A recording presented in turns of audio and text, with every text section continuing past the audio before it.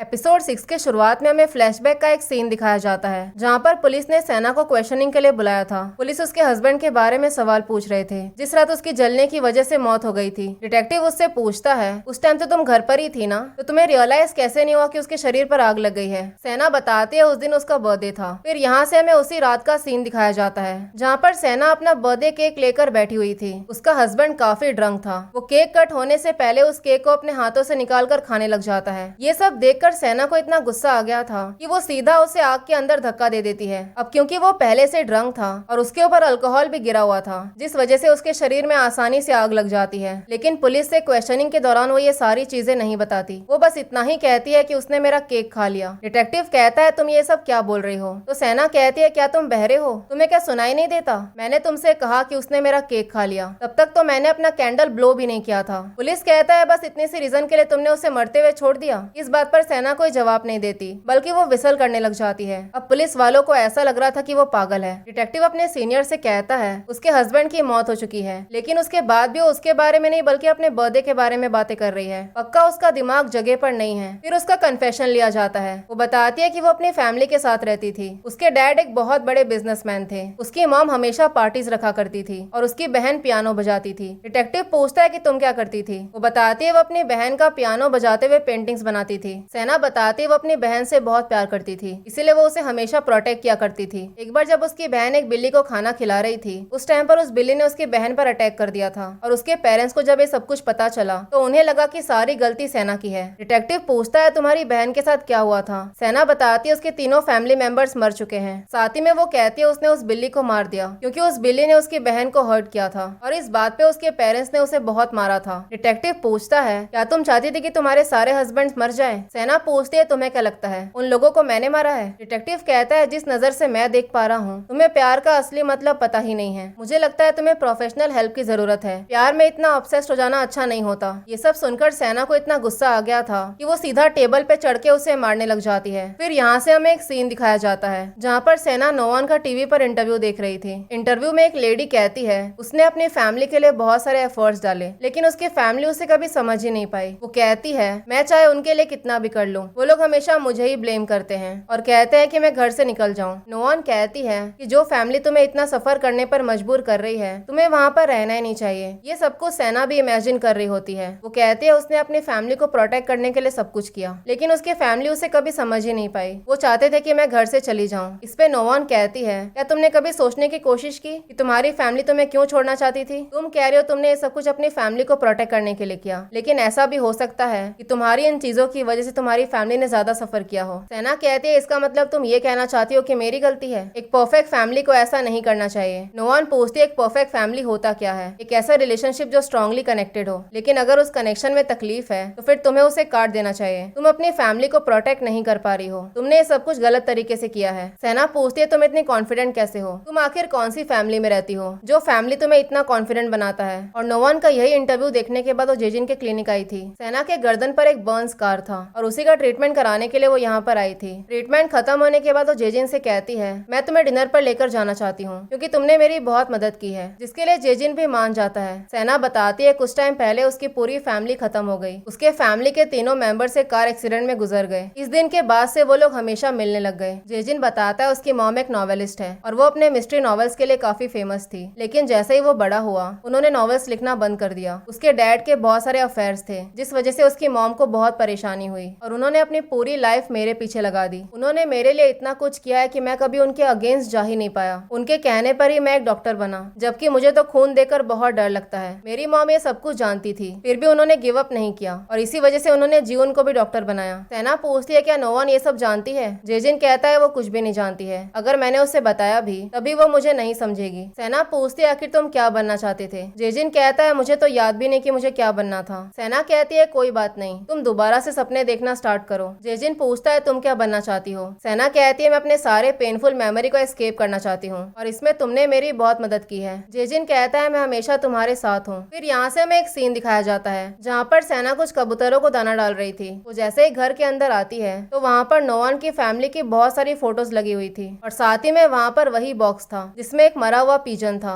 यानी कि नोवान को वो बॉक्स सैना ने ही भेजा था। और इसके बाद वो नोवान के क्लिनिक आई थी और जब जेजिन के डैड नोवान के डैड के मेमोरियल के पास आए थे उस टाइम पर भी सेना वहीं पर थी। मिस्टर चोई नोवन के डैड से कहते हैं, मुझे पता है मैंने तुम्हारे साथ बहुत गलत किया, लेकिन मैंने तुमसे प्रॉमिस किया था कि मैं नोवन को अपने घर लेकर जाऊंगा। और जब नोवन और जेजिन को अवार्ड मिल रहा था उस टाइम पर भी सेना वहीं पर थी। यहाँ से हमें उसी दिन का सीन दिखाया जाता है जब नोवन फार्म हाउस पर आई थी। उस दिन सेना और जेजिन का एनिवर्सरी था। सेना ने जानबूझकर नोवन को धोखे से यहाँ पर बुलाया था। थोड़ी ही देर में जियोन जेजिन का पीछा करते करते वहाँ पर पहुंच जाती है और सेना को जैसे ही मौका मिलता है वो उसके सर पे रॉड से हिट करती है। आवाज सुनकर जेजिन बाहर आता है तो सेना उसे झूठ बोल देती है। कहती है जियोन ने मुझे मारने की कोशिश की, इसीलिए मुझे ये सब करना पड़ा। जेजिन कहता है हमें सबसे पहले इसे हॉस्पिटल लेकर जाना होगा। तो सेना जियोन का फोन दिखाकर मना कर देती है। कहती है थोड़ी देर में तुम्हारी मॉम यहाँ पर आने वाली है, क्योंकि जियोन वही करती है जो तुम्हारी मॉम उसे करने के लिए कहती है। सेना ने उसे इतना मैनिपुलेट कर दिया था कि वो उसी की बातें सुन रहा था। वो कहती है मैं तुम्हें तकलीफ में नहीं देख सकती हूँ और तुम्हारी फैमिली तुम्हारे लिए चेंज नहीं होने वाली। तुम जानते हो कि मैं तुम्हारे बिना नहीं रह सकती हूँ। तुम्ही ने तो कहा था कि तुम फ्री होना चाहते हो। जेजिन कहता है चाहे मैं कहीं भी चला जाऊँ वो लोग मुझे ढूंढ लेंगे। सेना कहती है वो लोग तुम्हें नहीं ढूंढ पाएंगे। और इसके बाद उन लोगों ने प्लान बनाया, जानबूझकर उस कार को रिवर में धक्का दिया ताकि सबको ऐसा लगे कि जेजिन ने सुसाइड कर लिया है। यहाँ से सीन आ जाता है प्रेजेंट में, जहाँ पर सेना जेजिन को अपने पास बुलाती है और वो जैसे उसकी तरफ अपना हाथ बढ़ाता है तो वो उसको पकड़ के सीधा पानी में डुबाने लग जाती है। उसी मोमेंट पर वो कुछ लोगों को अपने सामने देखती है और डर के मारे जेजिन को पानी से बाहर निकालती है। वो पूछता है कि तुम कर क्या रही हो? तो सेना कहती है तुम्हारा दोबारा से जन्म हुआ है, अब से तुम एक नई लाइफ जीने वाले हो। दूसरी तरफ हम होंग और नोवन को देखते हैं। होंग उससे पूछती है तुम्हें फर्क नहीं पड़ता क्या जेजिन मर गया तो? नोवन कहती है मुझे कोई फर्क नहीं पड़ता, क्योंकि वो मेरी लाइफ में अब मैटर नहीं करता है। होंग पूछती है फिर तुम क्या करने वाली हो? क्या तुम डिवोर्स लेने वाली हो? नोवन कहती है मैं डिवोर्स क्यों लूं? मैं उसे इतनी आसानी से जाने नहीं दूंगी। जब वो दोबारा से वापस आएगा तब उसे पूरी कीमत चुकानी पड़ेगी। होंग से बात करने के बाद वो दोयुन से बात करने आती है। दोयुन उससे पूछता है क्या सच में उसके डैड का अफेयर चल रहा है? नोवन कहती है सारी बातें सच है। दोयुन कहता है मैं आपके सारे डिसीजन को फॉलो करूंगा। मैं चाहता हूँ कि आप खुश रहो। मैं जानता हूँ कि आप हमारे लिए कितने एफर्ट्स डालते हो और वैसे भी यहाँ पर पूरी गलती डैड की है। फिर अगले सीन में होंग फार्म हाउस से सेना का सारा सामान मंगवाती है। वो सेना का प्लान समझने की कोशिश कर रही थी और इसके लिए उसे क्लूज की जरूरत थी। उसके सामान में उसे एक नॉवेल मिलता है जो कि एक्चुअली में होंग ने ही लिखा था। नॉवेल देखकर वो समझ जाती है कि सेना उसके पीछे है। वो कहती है ऐसे साइकोपैथ्स कभी कभी नॉवेल के कैरेक्टर की तरह ही बिहेव करने की कोशिश करते हैं। साथ ही में वो जिस फोरम पे अपने नॉवेल पोस्ट कर रही है वहाँ पर बहुत ही अजीब अजीब कॉमेंट्स आ रहे हैं। मुझे पूरा भरोसा है कि ये कॉमेंट्स भी सेना ने ही लिखा है। उनकी बातें चली रही होती है तभी वहाँ पर नोवन का भाई पहुंच जाता है। वो कहता है उसकी बहन ने इस फैमिली के लिए बहुत कुछ किया है और उसके बाद जेजिन ने ये सब कुछ किया। होंग कहते जेजिन ये सब कुछ नहीं कर रहा है बल्कि सेना उसे कंट्रोल कर रही है। तो नोवन का भाई कहता है वो थोड़ी ना कोई छोटा सा बच्चा है जो सेना उसे कंट्रोल कर रही है। दूसरी तरफ नोवन के पास एक पार्सल आया हुआ था। उस पार्सल में एक नॉवेल था। वो नॉवेल पढ़ के उसे वही मैसेज याद आता है जिस मैसेज में लिखा था ये सब कुछ झूठ है। अब नोवन को ऐसा लग रहा था कि शायद एक एक करके उसे अपने सारे फैमिली मेंबर्स के झूठ के बारे में पता चल रहा है। अब नोवन ये सारी बातें आकर होंग को बताती है। वो कहती है सेना बस एक अफेयर नहीं है। होंग कहती है तुम्हें ये सब कुछ अभी पता चल रहा है? सेना एक्चुअली में मेरे पीछे पड़ी है। उस फार्म हाउस पर वो एक नॉवेल पढ़ रही थी और वो नॉवेल मैंने ही लिखा है। इसका मतलब यही है कि वो मुझे टारगेट करने की कोशिश कर रही है। तो नोवन उसे वही फैमिली फोटो दिखाती है जिसके ऊपर नंबर्स मार्क किए हुए थे। तो होंग कहती है डेड पीजन और साथ ही में फोटोज पे नंबर मार्क किए हुए। ये सब कुछ एग्जैक्टली वैसा ही जैसा इस नॉवेल में लिखा हुआ है। इसका मतलब यही है कि वो हमारे फैमिली को टारगेट कर रही है। नोवन कहती है मुझे ऐसा लग रहा है कि वो मुझे एक एक करके सारे फैमिली मेंबर्स का झूठ दिखा रही है। फ्रैंकली मुझे आपके झूठ से कोई फर्क नहीं पड़ता, लेकिन चौथे नंबर पर दोयुन है। अगर उसने कुछ भी गलत किया तो फिर मैं उसे नहीं छोड़ूंगी। तो होंग कहती है मैं सेना को ढूंढूंगी और तुम दोयुन का ध्यान रखो। अब यही सब डिसाइड करके वो दोयुन का हर जगह पीछा करने लग जाती है। वो देखती है कि वो मैक्सिमम टाइम तेओ के साथ रहता था, इसीलिए वो अपने भाई से कहकर तेओ की इन्फॉर्मेशन निकलवाती है, लेकिन उसे वहाँ से कुछ भी खास पता नहीं चलता। फिर अगले सीन में हम जियोन को देखते हैं जो नोवन के घर आई हुई थी। वो एकदम से उसके कमरे में आकर उसका ड्रेस ट्राई करने लग जाती है। तभी तेओ वहाँ पर आता है, कहता है ये ड्रेस तुम पर बहुत अच्छी लग रही है। जियोन कहती है तुम तो वही हो ना जो एक दिन जेजिन से मिलने के लिए उसके क्लिनिक आए थे, तुम आखिर यहाँ पर क्या कर रहे हो? तेओ कहता है वो दोयुन का ट्यूटर है, वो उसे पढ़ाने के लिए यहाँ पर आता है। तेओ कहता है मुझे जेजिन ने तुम्हारे बारे में बहुत कुछ बताया था, उसने कहा कि वो तुम पर बहुत ट्रस्ट करता है। थोड़ी ही देर में होंग वहाँ पर पहुँचती है। तेओ उसको बताता है कि जियोन यहाँ पर आई हुई है। होंग पूछती है तुम दोनों पहले से एक दूसरे को जानते हो? तेओ कहता है मैं उसे जेजिन के क्लिनिक के बाहर मिला था। फिर जियोन होंग से पूछती है अगर आप सेना और जेजिन के रिलेशन के बारे में पहले से जानते थे तो आपने मुझे बताया क्यों नहीं? होंग कहती है मैं तुम्हें सब कुछ बताना जरूरी नहीं समझती। जियोन कहती है नोवन मुझसे बात करने आई थी, लेकिन फिर भी मैंने उसे पूरी सच्चाई नहीं बताई। हमारा सीक्रेट अभी भी सेफ है। होंग कहती है तुमने क्या बताया और क्या नहीं बताया इससे कोई फर्क नहीं पड़ता। नोवन को सब कुछ पता चल चुका है और अच्छा है कि उसे सच्चाई पता चल गई। वैसे भी वो फैमिली है, उसे सब कुछ पता होना चाहिए। जियोन कहती है आपको क्या लगता है नोवान चुप रहेगी? शायद वो जेजिन से डिवोर्स ले ले। होंग कहती है क्या तुम नोवान की जगह लेने की कोशिश कर रही हो? ऐसा कभी नहीं होगा। जब तुम्हें मदद की जरूरत थी उस टाइम पर मैंने तुम्हारी मदद की थी, लेकिन तुम्हारी बातों से ऐसा लग रहा है कि मेरे पास और कोई चॉइस नहीं है। तुम अपने लिए कोई दूसरा क्लिनिक ढूंढ लो। तुम्हें जेजिन के साथ अब काम करने की कोई जरूरत नहीं है। जियोन कहती है आप जानते हो कि मैंने जेजिन के लिए कितना सेक्रीफाइस किया है, और अब जब आपका काम हो गया है तो आप मुझे निकाल कर फेंकने की कोशिश कर रहे हो। होंग कहती है तुमने कभी कोई सेक्रीफाइस किया ही नहीं, तुम तो ये सब अपने मर्जी से कर रही थी ना। जियोन कहती है मेरे हेल्प के बिना जेजिन यहाँ तक पहुँच नहीं पाता। तो होंग कहती है अगर तुम नहीं होती तो फिर कोई और होता। ऐसे बहुत सारे लोग हैं जो तुम्हें इजीली रिप्लेस कर सकते हैं। थोड़ी ही देर में नोवान वहाँ पर पहुँचती है। होंग उससे कहती है हमें कहीं चलना होगा। वो नोवान को सेना के घर पर लेकर आती है। सेना के घर पे बहुत सारी पेंटिंग्स थी। नोवान कहती है मुझे ऐसा लगता है वो मुझे बहुत पहले से जानती है। होंग कहते हैं इसका मतलब यह है कि वो तुमसे रिवेंज लेने की कोशिश कर रही है। उसी मोमेंट पर हम देखते हैं वहाँ की सारी पेंटिंग्स को कंबाइन करके एक बहुत बड़ी सी पेंटिंग बनाई गई थी। दूसरी तरफ हम सेना को देखते हैं जो नोवान और उसकी फैमिली की पूरी फोटोज जला रही थी। इस तरफ ये दोनों जैसे ही घर पहुँचते हैं तो अपने सामने जेजिन को देखते हैं। होंग खुशी के मारे गाड़ी से निकलने लग जाती है, लेकिन इतने में नोवान गाड़ी लॉक कर देती है और गुस्से में गाड़ी को जोर से चलाते हुए जेजिन की तरफ बढ़ाने लग जाती है। और इसी सीन के साथ एपिसोड 6 यहीं पर खत्म होता है। अगर आप लोगों को मेरी एक्सप्लेनेशन पसंद आई हो तो आप लाइक शेयर और सब्सक्राइब कर सकते हैं। Thank you for watching.